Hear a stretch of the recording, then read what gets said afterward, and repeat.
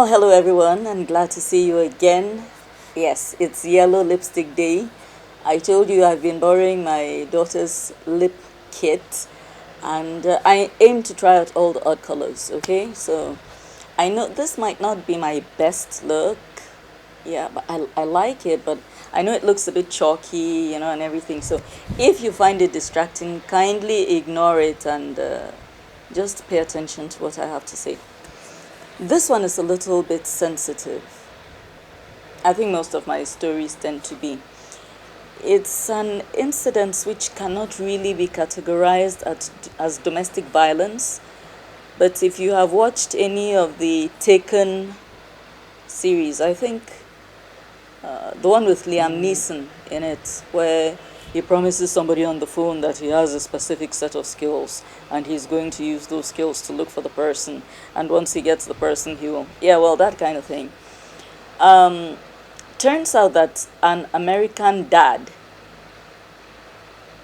can now officially be called the Liam Neeson of real life situations because he tracked down his daughter's boyfriend who had sold her to sex traffickers for $1,000 and essentially did away with the young man. It is reported that a 60-year-old father from Spokane, Washington, is accused of brutally killing his juvenile daughter's boyfriend after he allegedly sold her to sex traffickers for $1,000 in Seattle last year. That's 2020.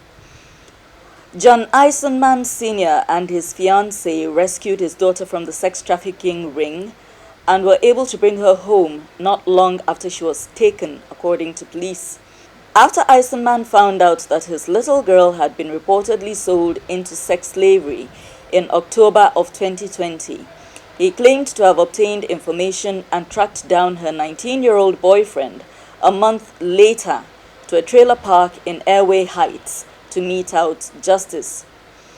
He allegedly abducted Aaron Sorensen after he confronted him. The enraged father reportedly zip-tied him, taped his mouth shut, and stuffed him into the trunk of his vehicle. Eisenman has reportedly waived his rights and has confessed to punching the boyfriend a few times, hitting Sorensen over the head with a cinder block, that's what we would call a cement block, and then stabbing him repeatedly in the stomach, resulting in his death. According to court records, the father told officers that he abandoned the car with the body inside in a remote part of North Spokane County. He removed the vehicle's battery so no one could drive it, according to KXLY. After the homicide, Eisenman drove the vehicle to a remote area in North Spokane County and abandoned the car with the body still inside. The vehicle remained at that location until it was moved in October 2021 by a third party and driven to Spokane. At this point, it is not believed the third party knew the body was in the trunk. The vehicle with the body still in the trunk was abandoned at the Everett location. While parked on Everett, individuals were rummaging through the car and taking items when they made the gruesome discovery. So we decided to go take a look at the car, see what they kept running over there for. We noticed the ignition was hanging down and it was a strong smell. I was like, man, this smells terrible. This car smells awful. He goes, oh my God. I'm like, what? There's a dead body in here. I'm like, no way. Trunk was right here and then front end was right here, parked facing that way. Did not think we'd find a dead body in the trunk. Amber Hellman stated that her boyfriend and a friend were working outside and noticed that the car had been left on their street for quite a while. They were just looking around and for some reason they decided to look in the trunk, and all I hear is, "There is a body," she told NBC affiliate KHQ-TV. When police located the abandoned car a year after the murder on October 22, they noticed a foul odor coming from it. They then opened the trunk and found human remains inside.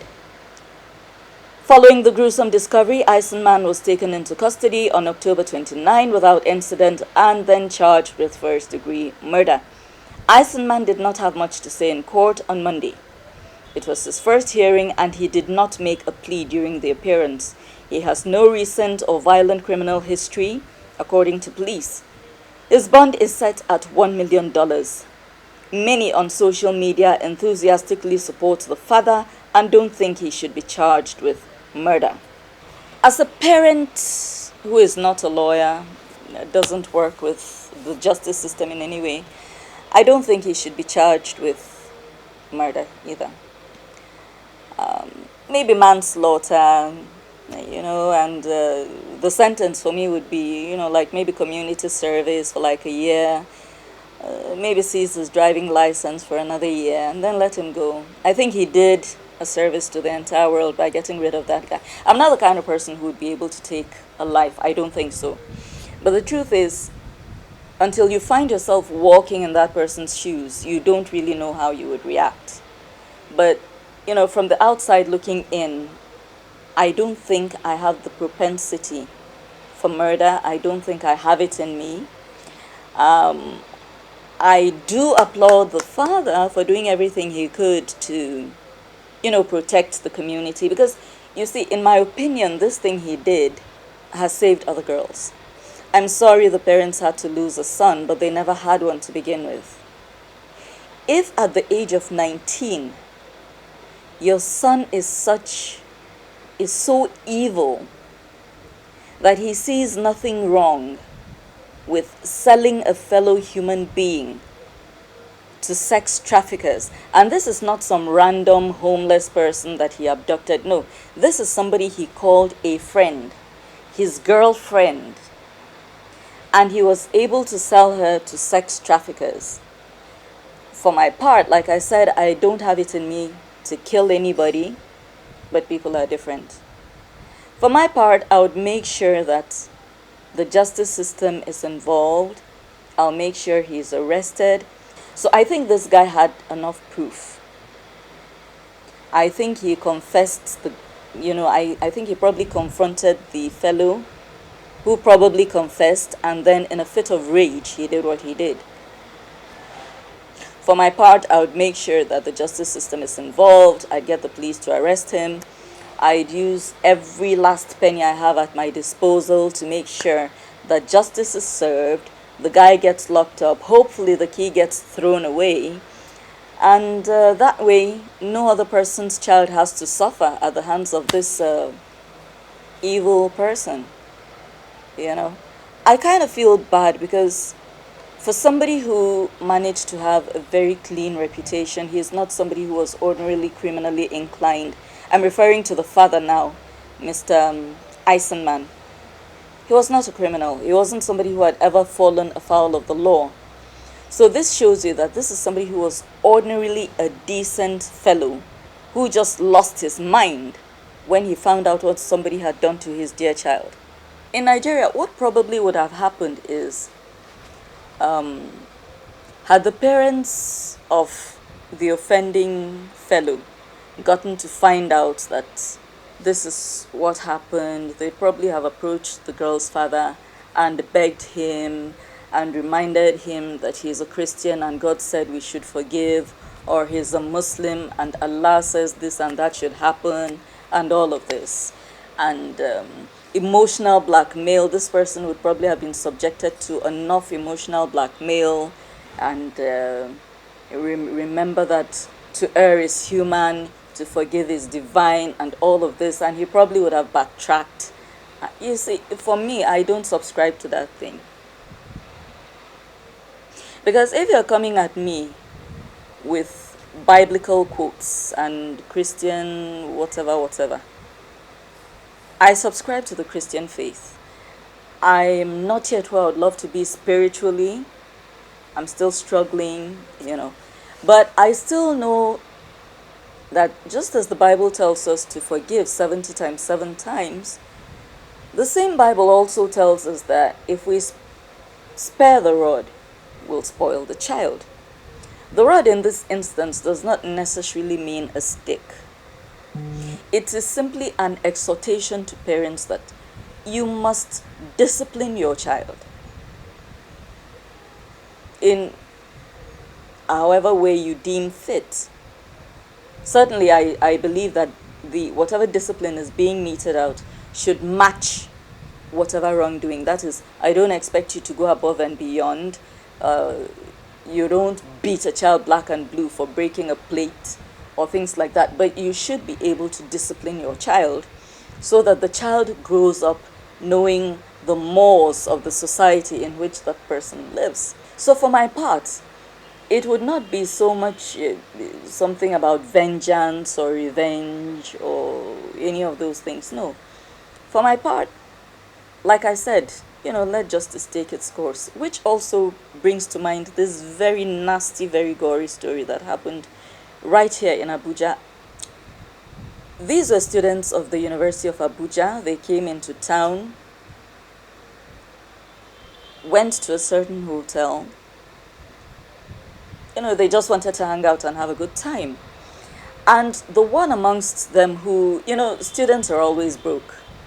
So the one amongst them who was a little bit solvent, who had a bit of liquid cash on him, decided, hey guys, don't worry, I'll foot the bill. I'll pay. We want to swim, so let's just have a good time. I'll foot the bill. Let's have a good time. And they did. Now, as fate would have it, I don't know if this young man is somebody who is an experienced swimmer and just met his misfortune in the swimming pool. I don't know if he slipped and fell. But what we do know is that at some point, the person who was footing the bill for the rest of his friends to have a good time now started drowning. Now, what did his friends do? They stood around and watched. I'm not even suggesting that any of them should have jumped into the pool to help him out, because usually that's the knee-jerk reaction for people who have a conscience, who have the fear of God. In the process of doing that, if you're not a very strong swimmer or a very powerful person yourself, you could equally drown. But any of them could have run back into the hotel to get help. They didn't do that. They collectively reached an agreement and watched their friend drown. And after he was drowned, they stole his belongings and left. Never said a word to anybody. Until his parents started looking for him. They couldn't reach him on the phone. They couldn't reach him in any other way. And eventually, after, conscientiously digging, they eventually came to realize that their son's corpse had been found in the pool at that particular hotel. And with more investigation, they came to realize the full story. And what was the motive? Why did these young men decide to let their friend drown? Oh, he was always forming for them. He was the one girls liked the most. He was always showing off. So they decided to let him drown. I haven't heard anything more about that particular story. But I'll not be surprised if, in typical Nigerian fashion, the parents of the other boys, the ones that stood around and watched their friend drown, they probably went and approached the parents of the poor fellow who drowned, begged, pleaded, cried, and most likely those parents got emotionally blackmailed into leaving everything in God's hands. I'm not mocking them, God knows.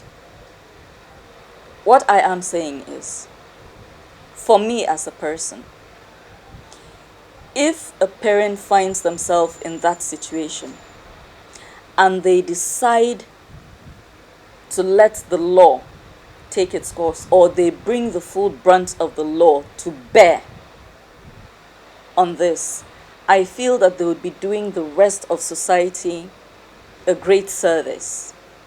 Because if those children get, I wouldn't call them children, I don't even know their age. I'll dig up that story and do a whole other feature on it. As for today, it's just an aside.